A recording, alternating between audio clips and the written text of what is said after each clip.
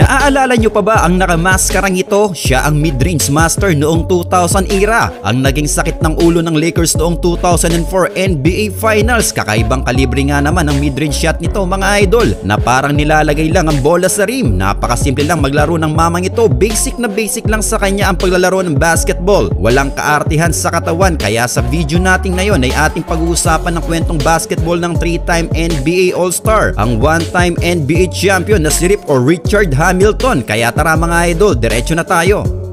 Kolehiyo pa lang itong si Rip Hamilton ay nakatikim na kagad ito ng kampyonato. 1999 NCAA Championship nang masungkit ng koponan ng Yukon Huskies ang kampyonato sa Duke Blue Devils. Hindi lang yan mga idol, dahil siya din ang siyang naitanghal noon na Final Four MVP. Kaya naman after ng kanyang college basketball ay maganda ang ratings nitong si Hamilton. Kaya sa pagpasok niya sa 1999 NBA draft, siya ay nakasama sa round 1 bilang 7th overall pick. Siya ay pinili ng koponan ng Washington Wizards. Mahina ang kupunan ng Wizards noon mga idol. Ang tanging kilalang player lang noon sa kanilang kupunan ay si Juwan Howard. Well, sa kanyang rookie season ay ginawa muna siyang backup shooting guard, pero kahit papaano ay nabibigyan naman ito ng magandang minuto sa loob ng court. Siya ay nagkaroon ng 19.3 minutes playing time per game, na umaverage naman ng 9 points per game, shooting 42% from the field. Pero gaya nga ng inaasahan, dahil sa mahinang roster ng Wizards mga idol, sila ay nasa bottom 3 sa Eastern Conference. Sa kanyang sophomore season ang ipinwesto naman siya bilang starting small forward, kaya nagkaroon nga siya ng mahabang playing time. Well, parang Klay Thompson lang din ito mga idol, catch and shoot kapag nakakakuha ng magandang pwestuhan. Kaya sa season ding ito ay umangat ang kanyang stats sa 18.1 points per game. Well, malaking tulong ito sa koponan mga idol, pero dahil halos walang binago sa roster ng Wizards noon ay mas naging worse ang kanilang record na pumwesto sa bottom 2 sa Eastern Conference. Sa kanyang pangatlo at huling season sa koponan ng Washington Wizards ay nakasama pa niya dito ang nagbabalik NBA noon na si Michael Jordan. Dito ay nag-rebuild na ng roster ang Wizards noon mga idol. Nakuha nila ang big man noon na si Kwame Brown at ang point guard na si Tyronn Lue. Kaya kahit papano naman ay pumapalag dito ang Wizards, mas lalong gumanda ang pinapakitang performance dito ni Hamilton mga idol. Binalik siya sa shooting guard at ginawang small forward noon si Jordan mga idol. Kaya nanatili nga siyang starter ng koponan. Katunayan siya ang pangalawa kay Jordan noon pagdating sa offensive stats sa season na yon, dahil mas umangat ang kanyang scoring stats sa 20 points per game. Siya din ang pumangalawa sa liga pagdating sa free throw percentage na nagkaroon ng 89%. Ngunit sa kabila ng kanyang magandang nailaro ay hindi pa rin sumapat para makatawid ang Wizards noon sa playoffs, dahil pumwesto sila sa 10th seed with 37-45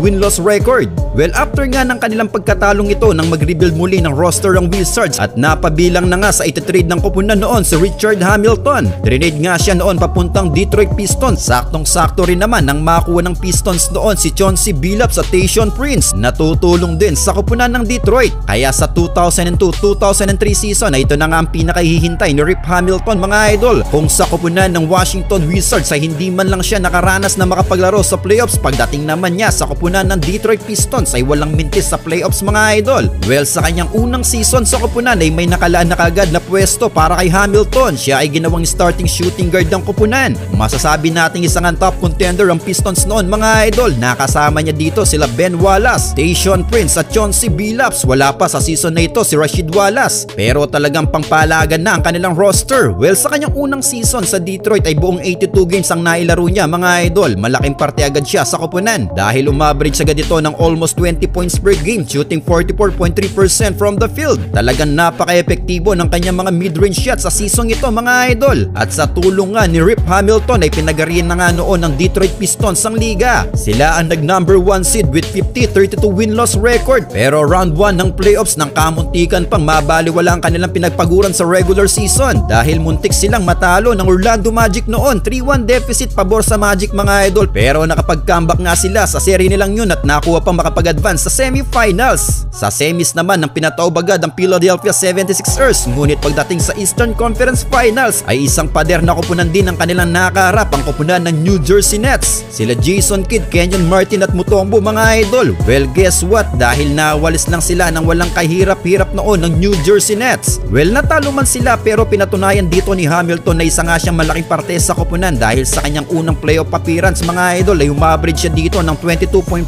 points per game. Pero sa sumunod na season lang, 2003-2004 season ay nagbalik ng mas malakas ang koponan ng Detroit Pistons. Nakasama na din nila dito dito si Rasheed Wallace. Nakuha naman nila dito ang second seed, ngunit naging unbeatable naman sila dito pagdating sa playoffs. Hindi na sila pumayag pa na mabaliwala ang kanilang pinaghirapan mga idol, dahil lahat ng kanilang mga nakatapat sa playoffs ay pinadapa nilang lahat ito. Ultimo ang number 1 seed noon ng Indiana Pacers ay nilampaso nila sa Eastern Conference Finals. Kaya sa unang pagkakataon ng kanyang karera ay nakatuntong nga si Rip Hamilton sa 2004 NBA Finals. Nakalaban nila noon ang All-Star team ang Los Angeles Lakers na pinamumunuan ng kanilang apat na superstar na sila Peyton, Malone, Shaq at Kobe. Pero hindi nagpatinag dito ang Detroit mga idol, at isa nga sa naging sakit ng ulo ay itong si Richard Hamilton. Isang beses lang nilang pinatikim ng panalo ang Lakers sa serie ng finals na yun. Kaya nakuha nga dito ni Rip Hamilton ang kanyang unang kampyonato sa liga ng NBA. 2004-2005 ay sumubok ang Detroit na kunin ang back-to-back championship. Muli silang nakarating noon sa NBA Finals na nakaharap naman ang koponan ng San Antonio Spurs. Ngunit nabigo silang masungkit ang kampyonato noon mga idol. 2005-2006 season ay nanatiling matatag pa din ang koponan ng Detroit Pistons, at sa All-Star Weekend na ito ang unang playoff appearance din noon ni Rip Hamilton mga idol. 3 consecutive siyang napabilang sa All-Star Game from 2006 to 2008, pero itong 2006 ay apat silang nakasama sa All-Star Game noon mga idol. Kaya imagine na ganun talaga kabigat ang kanilang koponan noon. Well, sa season ding ito nang makuha ni Hamilton ang kanyang karir ay in points in one game. Ito ay noong December 27, 2006 versus New York Knicks. Matapos siya magtala dito ng 51 points, talo nga lang sila sa laro nilang yun. Well, kung makikita nyo ang kanilang playoffs history mga idol, after nilang magkampiyon kontra Los Angeles Lakers ay hindi sila nawala sa Eastern Conference Finals. 6 consecutive season mga idol ay sila lang ang nakikipagbakbakan sa East Finals, pero ang malungkot na balita lang ay hindi na nga din sila nakatawid noon pa sa NBA Finals. 9 seasons ang tinagal niya sa koponan ng Detroit Pistons na nakaranas ng isang kampyonato,